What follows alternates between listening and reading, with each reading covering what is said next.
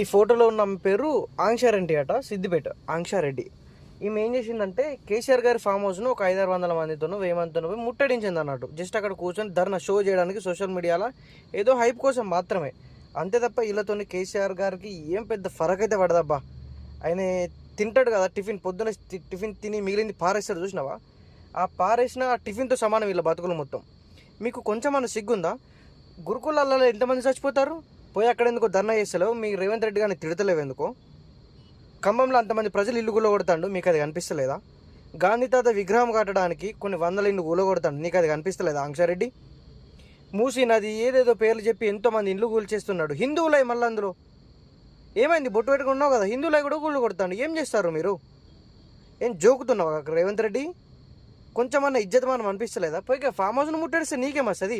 మీరు అందరు 1000 మంది పోయి కేసీఆర్ ఒక్కడే ఉన్నాడు లోపల దర్జా కూర్చున్నాడు.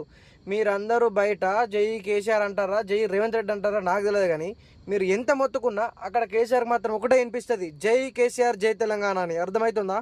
మీలాంటి కాంగ్రెస్ వాళ్ళతో కేసీఆర్కి పెద్ద ఫరక్ పడేది ఏం లేదు. మీకు అంత దమ్ము ధైర్యం ఉంటే కేసీఆర్ చేసిన దాంట్లో 10% డెవలప్మెంట్ చేసి, మీరు మొగోళ్ళు, మా ప్రభుత్వం మొగది, మా రేవంత్ రెడ్డి మొగోడు, మాకు ఇజ్జత్ మానం ఉంది అని చెప్పి నిరూపించుకోండి.